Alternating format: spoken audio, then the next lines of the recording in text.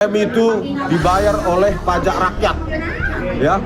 UGM bukan dimiliki oleh Bu Rektor Ova Emilia dan jajarannya.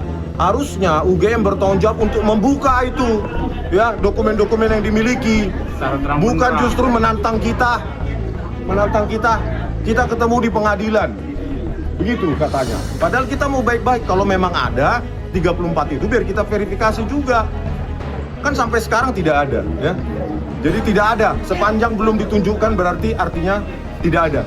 Lihat skripsinya Pak Jokowi ya, Asri. Ya gitu. Sempat ada yang tadi ditanyakan, sempat ada yang menjawab tadi dari Sekretaris UGM, oh itu kan melanggar Undang-Undang Keterbukaan Informasi. Saya bilang, yang bikin Undang-Undang Keterbukaan Informasi yang mengesahkan di DPR itu saya kan gitu. Ya gitu. Jadi Undang-Undang 14 tahun 2008 itu membolehkan setiap orang itu untuk melihat skripsi karya orang lain, itu nggak boleh dilarang. Akhirnya kemudian tadi ditunjukkan, dan kita ditunjukkan memang benar apa yang sudah disampaikan oleh Dr. Rismon. UGM itu untuk bersikap netral, sama-sama kita pejuang. Jadi UGM itu jangan menjadi tameng siapapun, jangan menjadi bemper siapapun. Jadi UGM itu harus juga melihat bahwa kita ini para peneliti itu ingin menjaga marwah UGM dan menjaga marwah Indonesia, ya, atas hal-hal yang ditanyakan oleh rakyat. Nah, tadi cuma sayangnya ya, mungkin Pak Roy udah sampaikan bahwa kita pada saat pertemuan itu tidak diberikan data apapun yang seharusnya kita butuhkan. Karena kita nanti bisa menjadi kepanjangan mulut dari UGM, bahwa UGM memberikan kepada kami dokumen-dokumen definitif. Dan itu hampir deadlock.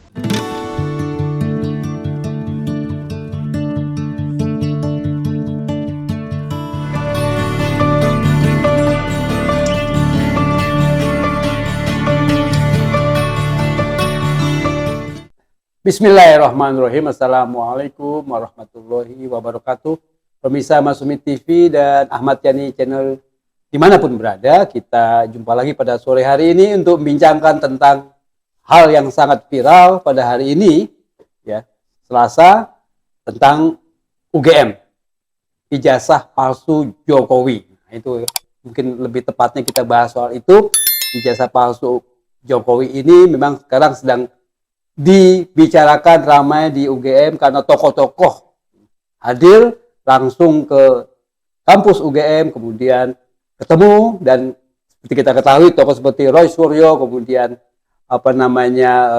Rismon Hasiloan, Tifa juga hadir, termasuk Amin Rais hadir di sana. Beberapa tokoh lagi yang lain hadir, kita tidak perlu sebutkan satu persatu, tapi pasti ramai sekali. Yang pasti pada hari ini pihak UGM menerima 3 orang itu, Roy Suryo, Tifa, dan Rismon.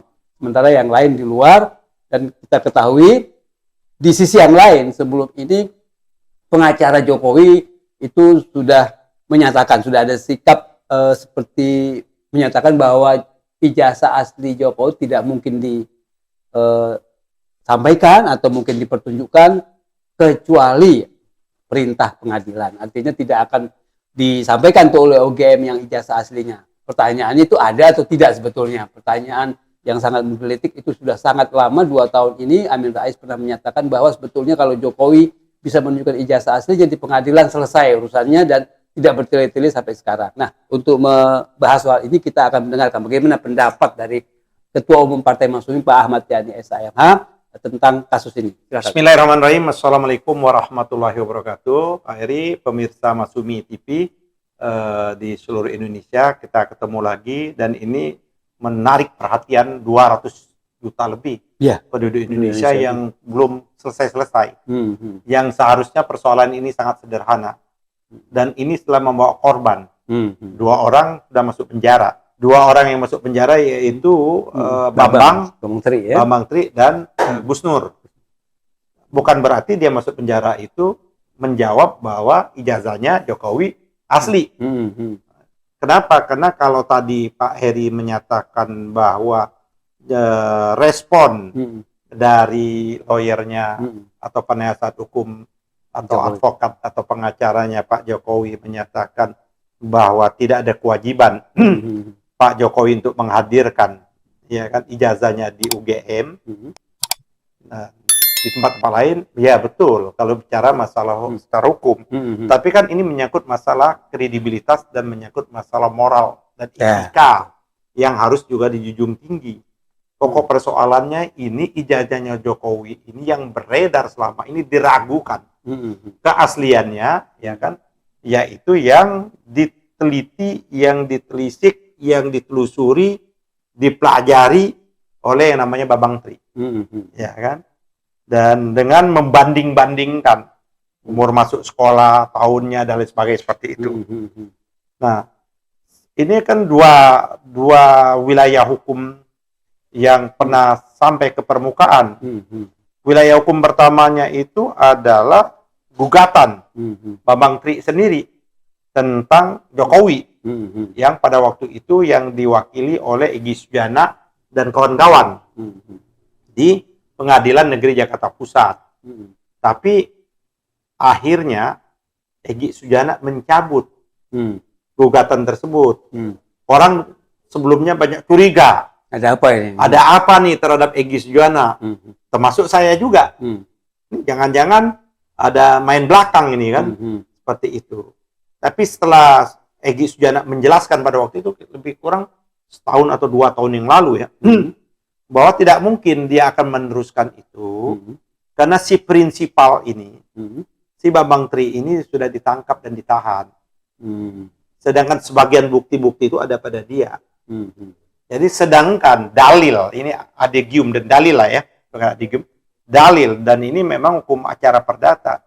Setiap yang mendalilkan, setiap yang mengatakan, ya kan menyatakan, maka dia wajib membuktikan dalil apa yang dia katakan tersebut.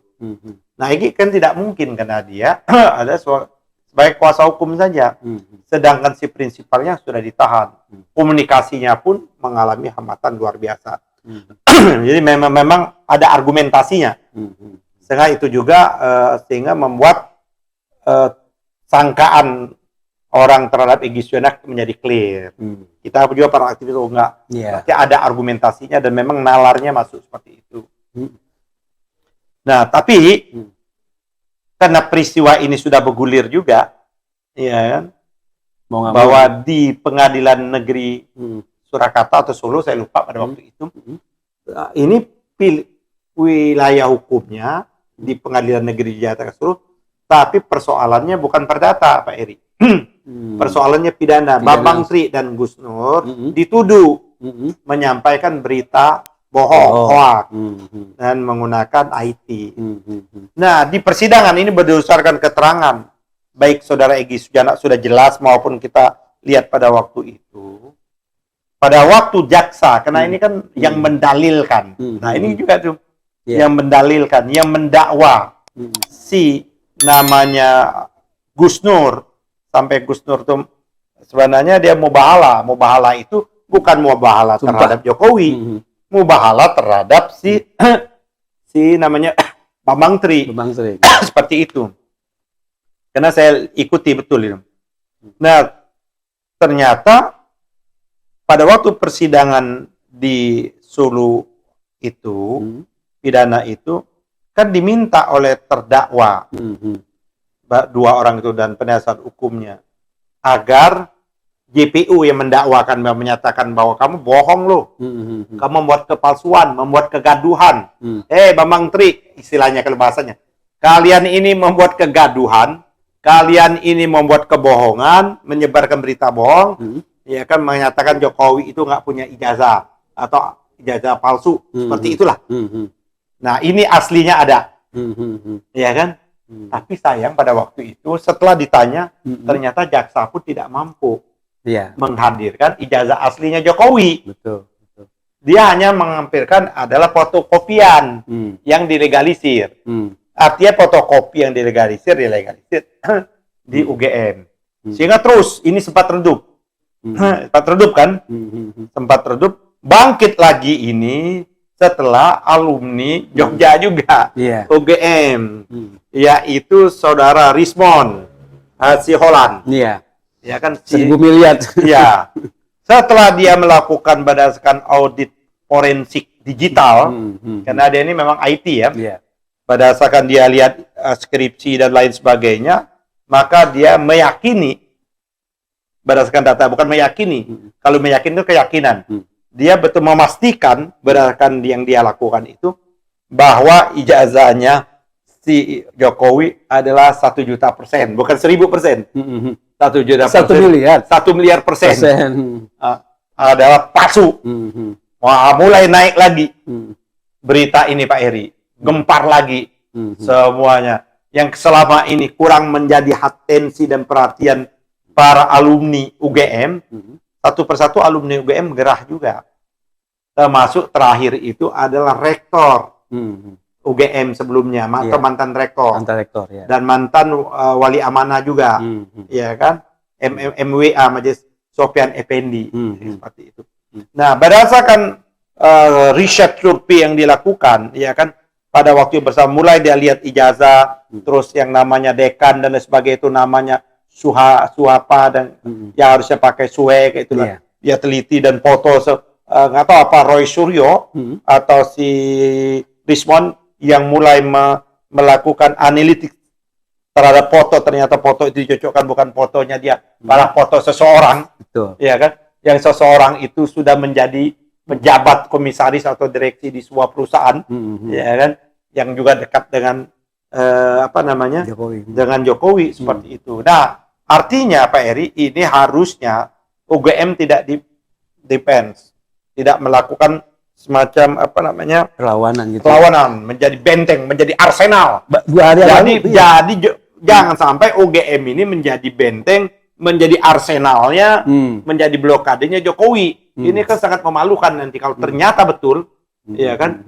Apa yang itu adalah artinya ada skandal. Kita kan sebelumnya kan tidak berani menduga, Pak. Ada keterlibatan UGM. Dalam bayangan saya itu ini pemalsuan di luar. Tapi menurut Rismon enggak. Mulai skripsi, bahkan sistematisnya itu halaman. Beberapa orang yang satu angkatan menjadi hilang dan lain sebagainya seperti itu. Nah, jadi ramelah kegiatan UGM muncul. Ya kan? Kan gampang kalau memang Pak Jokowi itu punya. Ya kan? Nah, kalau dia hilang, kasih tahu dong kapan hilangnya. Ya, itu. Karena sudah banyak juga orang menyatakan Rocky Gerung dan lain sebagainya, bahkan Rewang, tahu Rewang, pernah jadi pemimpin pemuda rakyat PKI, yang menurut keterangan, udah menyangka ini orang ini tukang bohong, si Jokowi ini kan, ya seperti itu. Dan semua orang menyatakan ini memang pendusta, kayak itu loh. Pembohong besar ya? Pembohong besar seperti itu si Jokowi, pendusta dan pembohong besar gitu. Nah, harusnya kan dia gampang. Sama juga tak kala dia menyatakan dia mengalami rumahnya digusur dan lain sebagainya. Itu kan tanya-tanya. Rumahnya kena kebanjiran dan sebagainya gitu. Enggak tempo hari. Nah, sekarang Pak Jokowi konyong-konyong menyatakan bahwa sayang sekali ijazah saya hilang. Itu terakhir. Yang terakhir. Iya, terakhir. Sekonyong-konyong nyata hilang. Iya. Nah, ini kan juga melibatkan banyak persoalan, Pak Heri. Betul. Ini kan berimplikasi tinggi. Betul. Apalagi kalau kita mau lihat dari konteks ketatanegaraan, karena beliau ini pernah menjadi wali kota Solo, 2 periode, gubernur, pernah jadi 2 gubernur, dan pernah jadi presiden 2 kali. Ini memalukan, ini skandal luar biasa. Besar ya. Dan kebohongan yang kalau betul ini menjadi kebohongan terus-terus yang dipertahankan. Nah, oleh karena itulah maka rame-rame orang mau sawalan, mau lebaran. Atau bahasa kerennya menggeruduk UGM. Nah, sayangnya rektor yang selama ini menjadi kok menghilang juga. Nggak ada suaranya. Ya kan, nggak ada suara. Nah, kalau ini kan seharusnya kan bisa dicatat ya Pak Heri. Mungkin dia kuliah, kita nggak tahu nih. Ini berat naik, mungkin dia kuliah, tapi dia nggak selesai, bisa saja. Iya. Nah, kan bisa saja. Apalagi kalau yang sudah lama itu kadang-kadang kita nggak tahu. Kawan kita seangkatan dia selesai atau enggak. Betul. Apalagi nggak ikut wisuda. Saya S1 nggak ikut wisuda, Pak. Pak Heri. Karena waktu wisuda saya ke Palembang. Pulang kampung kan. Ada acara apa di kampung, saya nggak ikut wisuda lah pada waktu itu. Tapi saya punya S1 saya. Saya bisa tunjukkan. Seperti itu. Dan kawan-kawan saya ada. Kenal semua gitu. Kenal semua kayak itu loh. Dan bahkan kita punya namanya grup WA angkatan. Nah, yang menjadi masalahnya Pak Heri, di Jogja ini saya anggap belum clear. Dan menurut Betul. saya menjadi tidak seimbang. Nggak seimbang nih. Ada apa motifnya UGM ini? Jadi jangan sampai apa yang disebut meme-meme yang beredar nih, UGM ini universitas geng apa? Geng Mulyono. Geng Mulyono. Oh, UGM itu dan lain sebagainya itu. Kenapa? Nah, ini yang berita ya, Pak Eri. Kan banyak nih kawan-kawan yang mempersoalkan. Tapi kan yang diterima hanya alumni. Kan yang diterima ini 4 orang nih kan. Kalau nggak salah ini kan yang diterima ini Roy Suryo. Ini yang Alumni memang semua ya. ahli telematika ini. Yang kedua Tifa. Dr. Tipa yang mempersoalkan juga. Yang ketiga Rismon yang baru nih. Tokoh yang baru muncul nih. Tapi saya yang mengikuti penjelasan-penjelasan Rismon itu memang masuk akal dengan pendekatan saintifik. Nah, yang keempat nih tokoh ini sahabat saya nih, senior saya di P3 dulu, Sukri Padoli. Ini tokoh Jogja, memang dia alumni UGM. Nah, tapi kalau kita lihat dari penjelasannya pihak rektorat yang diwakili oleh pihak dekan, ya kan, si Winning ini kan. Nah, si Winning ini mengatakan kayak gini dari media Detik lah ya, Detik Jogja, ya kan. Atas pertemuan ini kan, kita ambil saja nih ya Pak Eri ya. Sleman ya, ini Detik tadi jam 1 tadi, Amindra SCS kembali mempertanyakan keaslian ijazah UGM milik Presiden ke-7 Indonesia. Kenapa? Amindra SCS pernah jadi wali amanat juga, seperti itu. Dan guru besar kan di UGM juga. Dan dia menjadi MWA itu sebelum Sofyan Effendi. Nah, tadi ketemu wakil rektor UGM, Prof. Winning Undas Moro ini, memastikan Jokowi merupakan lulusan UGM dan telah diberi ijazah di kampusnya. Betul, ijazah asli itu dipegang oleh kita, yang bersangkutan. Tapi ada catatannya di kampus itu. Nah, si Winning ini, wakil rektor ini, menjelaskan kepada 3 orang, ya kan? Ada Roy Suryo, ada 4 ya. Roy Suryo, Rismon, Dr. Tipausia, dan Sukri Padoli tadi. Ya, seperti itu. Dan dari sisi kami katanya, lembaga kami selalu mematuhi aturan. Kan bisa dicek itu Pak Eri. Apa betul atau enggak? Kan bagaimana ininya, nomor induk mahasiswanya dan lain sebagainya, ujian dan macam-macam seperti itu. Nah, menjadi nggak imbang Pak Eri. Cuman pada sisinya, kan ini yang meminta pertemuan ini, kan mereka-mereka yang menganggap ijazah Jokowinya palsu. Kan anggap 3 orang, 4 orang. Tapi menurut saya, pihak rektor juga mengundang teman-temannya Jokowi. Yang berjumlah 11 orang. Nggak banding. Ini 4 orang diterima, tapi diam-diam dia mengundang 11 orang gitu. Karena yang meminta pertemuan ini bukan 11 orang ini. Yang meminta pertemuan ini adalah kelompok, baik kelompok Jogja, aktivis dan lain sebagainya, maupun Pak dari pihak Jakarta gitu dan sebagainya. Kenapa hanya dibatasi 3 orang atau 4 orang, tapi di sisi lain dia menerima, ya kan? Wading juga menyebut dalam pertemuan tertutup hadir juga teman-teman satu angkatan Jokowi. Jangan-jangan teman atau angkatan Jokowi ini yang selama ini memberikan testimoni itu seperti itu loh. Pasti itu kan. Ya kan? Artinya mendukung. Ya, yang selalu ini mendukung seperti itu. Testimoni. Bisa saja ini memang temannya Jokowi. Tapi apakah betul teman-temannya itu memastikan betul Jokowi itu sampai akhir? Belum tentu juga, Wi. Sama-sama wisuda misalnya. Ya, sama, ya. Belum tentu sama kan? Belum sama. Kan kita banyak teman saya juga kuliah, tapi dia nggak menyelesaikan. Mungkin 1-2 orang kita nggak ingat, lupa seperti itu, gitu loh. Betul. Orang yang diingat di kampus itu orang yang punya kelebihan, Pak Eri. Satu, orang itu paling ganteng. Sehingga perempuan itu rebutan. Kita bukan menghina ya. Ini mohon maaf, ini Pak Jokowi, ini nggak menghina. Sungguh saya nggak menghina. Kualifikasi. Orang ganteng. Kayaknya Pak Jokowi nggak masuk kualifikasi itu. Sorry to say. Jadi, yakin kawan-kawannya nggak termemori, Pak Eri.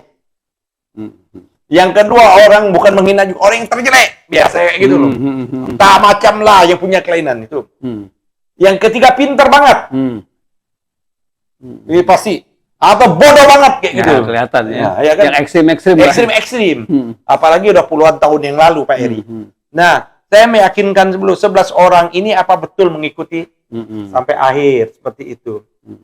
Nah, ini dari segi kuantitas Ya. jumlah yang itu UGM pun udah nggak adil. Betul. Pertanyaannya ada apa sih Nah. dengan UGM? Ya kan, ada apa UGM? Nah, kalau lagu itu ada apa itu? Dulu ada film, Ya, ya. lagunya diambil dari film. Ada Ada apa? apa denganmu? Ya. Ada apa denganmu? Ini ada apa dengan UGM? Yang minta pertemuan kan aktivis. Kenapa aktivis di satu sisi dibatasi, tapi di sisi ini orang kok datang 11 orang? Mungkin kalau ada yang mengaku teman Jokowi 30-nya diterima. Berarti kan sudah punya motif. Betul. Padahal nih kawan-kawan ini lagi mencari pak. Kalau memang seperti itu, sampaikan. Oke, kami terima, silakan 11 orang. Kami terima juga kan. Para aktivis mempersoalkan Rizal Patila kan nggak boleh masuk. Nggak boleh masuk. Harus Edi Mulyadi juga nggak boleh masuk. Berapa banyak lah para aktivis yang datang? Nggak tahu. Egy Sujana masuk atau enggak? Terus Kurnia masuk atau enggak? Kita nggak tahu. Kalau misalnya besok kan aktivis rencana mau ke Nah, ke Solo. Nah itu. Jadi nanti bab itu Pak Eri. Menurut saya UGM belum menjawab. Kita belum dengar nih pendapatnya juga setelah pertemuan Rismon. Ya kan? Kan pasti kan dengan pertemuan seperti itu, apalagi nanti banyak kawan-kawannya menunjukkan kan harus diteliti. Apalagi dibuka ada pertanyaan, kenapa ini kan kok sama ijazahnya nggak ada almarhum. Bahkan anak yang pada waktu itu dekan Fakultas Kehutanan menyatakan betul bapak saya, tapi nama bapak saya Ahmad tulisannya Rahmat Sumitro. Ahmad Sumitro bukan Sue. Nggak pakai Sue. Dan tanda tangannya pun kelihatan Pak Eri yang dari yang beredar. Beda ya. Beda banget. Kelihatan tarikannya itu Pak Eri. Saya tanda tangan berkali-kali kadang-kadang beda, tapi tarikannya tetap sama Pak Eri. Okay. Jadi menurut saya ini menjadi big question kita terhadap UGM. Artinya Ini masih apa banyak. nih? Ini Pak Jokowi bukan jadi presiden lagi. Hmm. Ini kalau nggak diselesaikan aja menjadi aib sepanjang zaman. Kalau nggak ya sudah selesai. Kita jangan gara-gara satu orang, Mr. Jokowi ini, ya kan, akhirnya nasib bangsa kita tergadai sepanjang zaman. Itu yang kita khawatirkan sebagai bangsa ya. Terima kasih Pak Ketum. Bagus. Memang ya sudah dibawa aja diuji sih, itu udah siap kok respon itu untuk menguji berdasarkan saintifiknya. Jadi tapi nggak apa moral, kalau udah kayak gini kan sudah dipersoalkan. Kenapa Jokowi nggak secara langsung aja, ya kan? Seperti itu. Oke. Terima kasih Pak Ketum. Jadi apa namanya, kita berharap aktivis juga nggak kendor, walaupun misalnya kalau besok Solo ditolak, itu tetap terus bergerak gitu. Kita berharap masih kemudian akhirnya menemukan kebenaran yang sesungguhnya bahwa ijazah Jokowi itu benar-benar palsu kan gitu. Harapan kita seperti itu. Terima kasih Pak Ketum, terima kasih juga pemirsa Masumi TV dan Ahmad Yani Channel dimanapun berada. Billahi taufiq wal hidayah. Wassalamualaikum warahmatullahi wabarakatuh.